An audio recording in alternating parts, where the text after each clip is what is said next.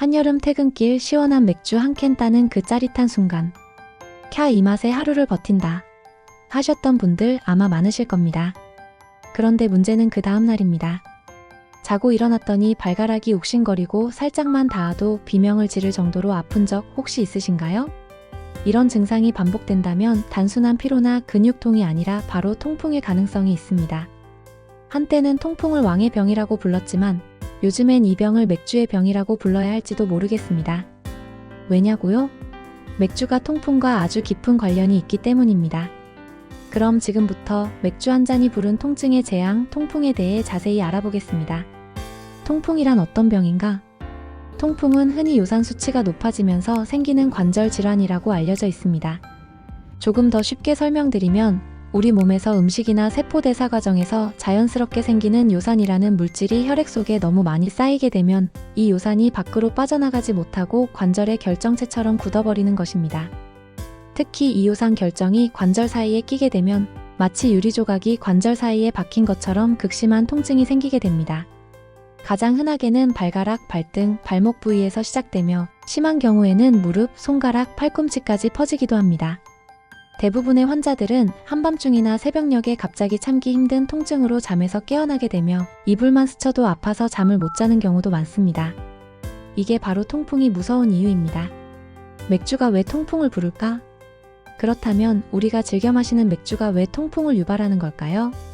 사실 이유는 단순하면서도 매우 명확합니다. 첫째, 맥주에는 퓨린이라는 물질이 다량으로 포함되어 있습니다. 퓨린은 우리 몸 안에서 요산으로 바뀌는 성분인데 맥주는 이 퓨린 함량이 매우 높은 술입니다. 즉, 맥주를 마시는 순간 요산이 생성될 재료를 몸에 잔뜩 집어넣는 셈이죠. 둘째, 알코올 그 자체가 문제입니다. 알코올은 신장 기능을 방해해서 요산이 소변으로 제대로 배출되지 않도록 만듭니다. 즉, 요산이 생성되기도 쉬워지고 배출되기도 어려워지는 이중고를 겪게 되는 겁니다. 셋째, 맥주는 단순한 알코올이 아니라 퓨린과 알코올이 동시에 들어있는 음료입니다. 이 조합은 통풍 환자에게 있어 가장 나쁜 조합이죠. 다른 술도 통풍과 무관하진 않지만 맥주만큼 통풍을 악화시키는 술은 없습니다. 치킨과 함께 먹는 맥주 왜 특히 위험한가? 사실 맥주보다 더 문제는 그 맥주와 늘 함께 따라오는 안주일 수 있습니다. 특히 중년 남성분들이 퇴근 후 자주 즐기시는 치킨은 고단백, 고지방 음식으로 통풍 환자들에게는 피해야 할 대표적인 식품 중 하나입니다. 치킨 자체는 단백질 함량이 높고 특히 튀김이라는 조리 방식은 체내 염증 반응을 악화시킬 수 있습니다. 더구나 닭껍질이나 내장 부위에는 퓨린 함량도 높은 편인데요. 이런 음식들과 맥주를 함께 먹으면 요산이 생성되고 쌓이는 속도가 훨씬 더 빨라집니다. 즉, 맥주 한 잔 정도는 괜찮겠지라는 생각보다 더 위험한 건 바로 그 맥주와 함께 늘 먹게 되는 고단백, 고퓨린 안주들, 그리고 그 대표적인 조합이 바로 치맥이라는 점입니다. 나는 괜찮을까? 이런 분들은 특히 주의하세요. 나는 아직 젊은 편인데 괜찮지 않을까? 생각하실 수 있지만 최근 젊은 사람들에게도 통풍이 아주 흔하게 나타나는 질병입니다. 특히 다음 항목에 해당되는 분들은 더욱 조심하셔야 합니다. 맥주나 다른 술을 자주 즐기시는 분, 육류, 내장류, 기름진 음식을 좋아하시는 분, 물 섭취량이 적고 커피나 탄산음료 위주로 드시는 분, 운동량이 적고 배가 나오기 시작하신 분, 가족 중에 통풍 환자가 있는 분, 고혈압이나 당뇨 등 대사 질환을 앓고 있는 분, 이 중 2, 3개 이상 해당되신다면 지금부터라도 식습관과 음주 습관을 점검해 보셔야 합니다. 통풍을 예방하고 관리하는 방법. 자, 그렇다면 어떻게 해야 통풍을 피할 수 있을까요?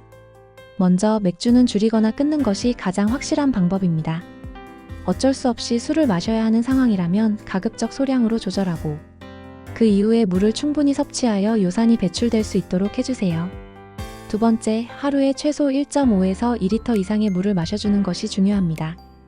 요산은 소변으로 배출되기 때문에 수분 섭취가 곧 해독의 시작이 되는 것이죠. 세 번째, 몸무게를 줄이고 규칙적인 운동을 실천하는 것도 큰 도움이 됩니다.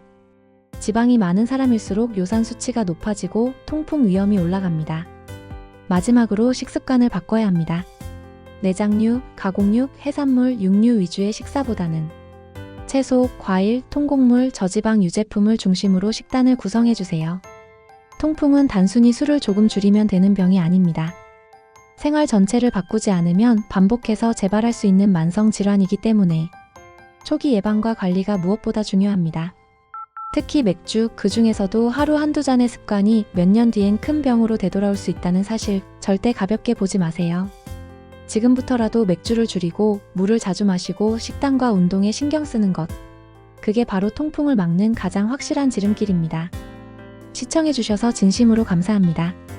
오늘의 영상이 조금이라도 도움이 되셨다면 좋아요와 구독 그리고 알람 설정까지 부탁드립니다. 오늘도 건강한 하루 보내시고 다음 영상에서 또 뵙겠습니다. 감사합니다.